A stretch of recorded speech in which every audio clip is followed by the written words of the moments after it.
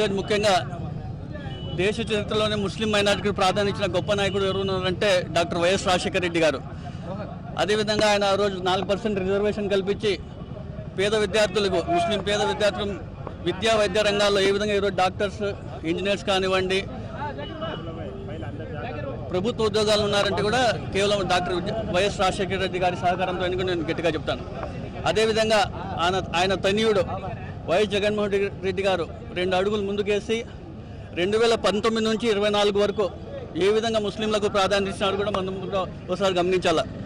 దాదాపుగా 24,000 కోట్ల రూపాయలు కేవలం ముస్లిం మైనారిటీ సంక్షేమానికి అందించి ఆ రోజు అన్ని పథకాలు ఏవైతే ఆయన చెప్పారో ముస్లిం మైనారిటీకి అత్యంత ప్రాధాన్యత ఇచ్చిన గొప్ప వ్యక్తి కూడా మన జగన్మోహన్ రెడ్డి గారు తెలియజేస్తున్నాను. వైఎస్ఆర్ పెళ్లి కానుక కావచ్చు, షాదీ తోఫా అని చెప్పేసి ఆ రోజు 50,000 నుంచి 1,00,000 రూపాయలకి పెంచి అందించిన ఘనత కూడా వైఎస్ జగన్మోహన్ రెడ్డి గారిని నేను తెలియజేస్తున్నాను.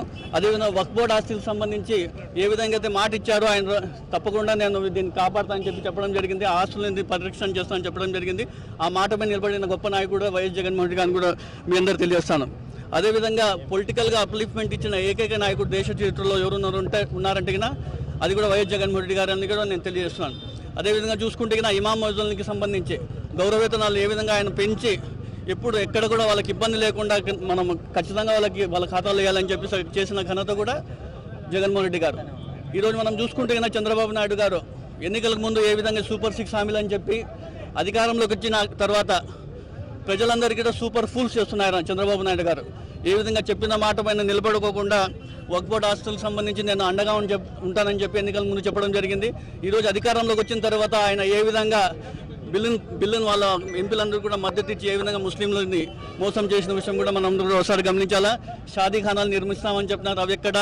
తర్వాత దుల్హన్ పథకం, ఇంతవరకు ఒక దుల్హన్ పథకం స్కీమ్ని కూడా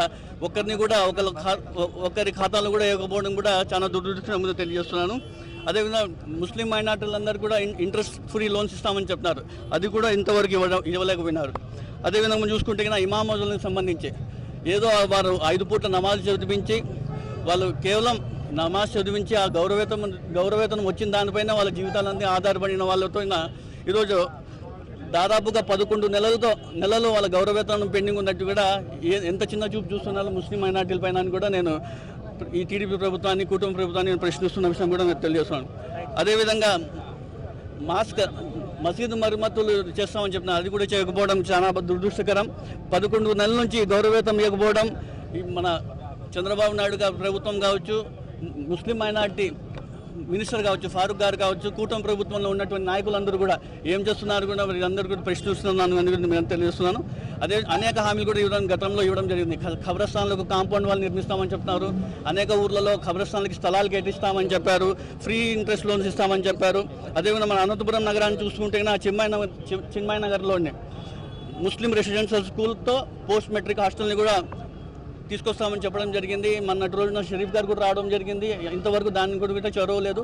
ఇవన్నీ కూడా ప్రభుత్వం దృష్టికి తీసుకెళ్ళి మేము ఖచ్చితంగా పోరాటం చేస్తామని తెలియజేసుకుంటూ ఇప్పటికైనా కూడా కళ్ళు తెరిచి ముస్లిం ఏవైతే ఇమాం మౌజులకు గౌరవతలు ఇవ్వాల్సిన బకాయిలు ఇవ్వాల్సిందే కోరుతున్నాను. ఈరోజు వైఎస్ జగన్మోహన్ రెడ్డి గారి ఆదేశాల మేరకు రాష్ట్ర మైనార్టీ విభాగము ఆధ్వర్యంలో ఈరోజు మేము పెద్ద ఎత్తున మా అనంతపురం జిల్లాలో ఉండే మైనార్టీలంతా పెద్ద ఎత్తున కలెక్టర్ ఆఫీస్ దగ్గర చేరుకోవడం జరిగింది.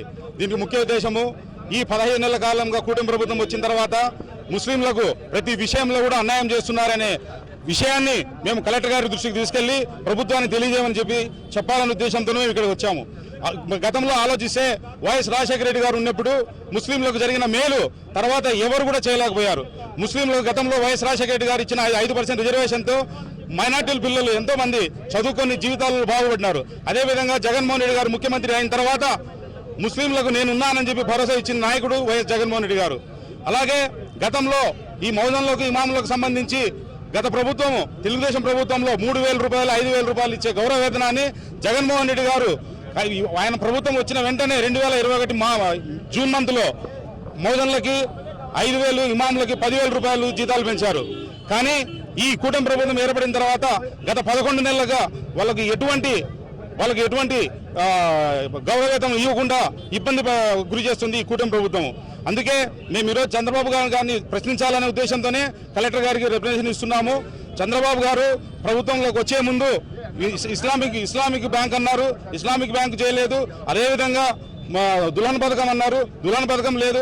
అలాగే ముస్లిం సంబంధించిన వక్ఫ్ బోర్డు సంబంధించి కూడా చంద్రబాబు గారు తన వైఖరిని బీజేపీ వైపు మార్చుకొని ముస్లింలకు అన్యాయం చేసిన నాయకుడు రాష్ట్రంలో ఎవరు ఉన్నారంటే ప్రస్తుతానికి చంద్రబాబు నాయుడు గారిని తెలియజేస్తున్నాను.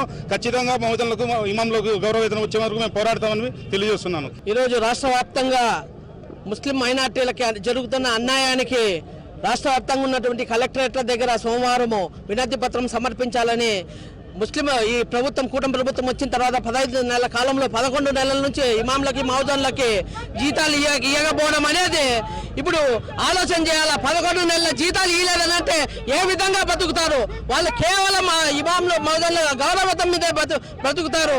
మరి ఈ ప్రభుత్వానికి మేము ఒకటే ప్రశ్నిస్తున్నాము, ముస్లిం మైనార్టీలకి ఏదన్నా బ్రాండ్ అంబాసిడర్ ఉండాలనంటే అది వైఎస్ఆర్ కాంగ్రెస్ పార్టీ, వైఎస్ఆర్ కుటుంబం మాత్రమే. దయచేసి ఈ కుటుంబ ప్రభుత్వం చంద్రబాబు నాయుడుగా విన్నవించుకుంటున్నాం, వెంటనే ఇమాంలకి మౌజన్లకు గౌరవవేతనం విడుదల చేయాలని చెప్పి కోరుతున్నాం. ఇమాంలకు మౌజన్లకు 11 నెలల నుండి వారి గౌరవవేతనాలు ఇవ్వలేదు. ఈ తెలుగుదేశం నాయకులు అధికారం రాకముందు మసీదు మరమ్మతులకు, ఖమరస్థాన్లకు, మరి అదేవిధంగా దూదాకుల కార్పొరేషన్కి 100 కోట్ల రూపాయలతో మరి కార్పొరేషన్ ఏర్పాటు చేస్తామని చెప్పి హామీ ఇచ్చారు.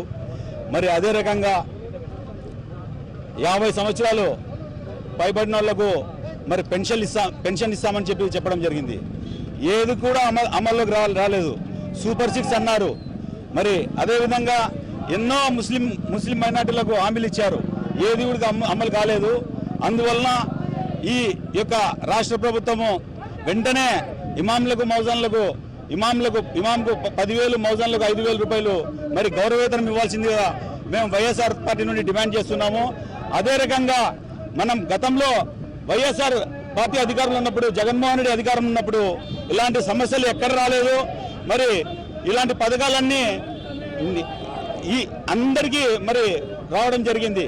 మరి అదే రకంగా మనం ఒకసారి జగన్మోహన్ రెడ్డి ముఖ్యమంత్రిగా ఉన్నప్పుడు గుర్తు చేసుకుంటే దాదాపు మన అసెంబ్లీ స్థానాలు 7 మందికి మైనార్టీ ముస్లిం సోదరులకు మళ్ళీ అసెంబ్లీకి టికెట్లు ఇవ్వడం జరిగింది. అదే రకంగా 4 మైనార్టీలకు ఎమ్మెల్సీ ఇవ్వడం జరిగింది.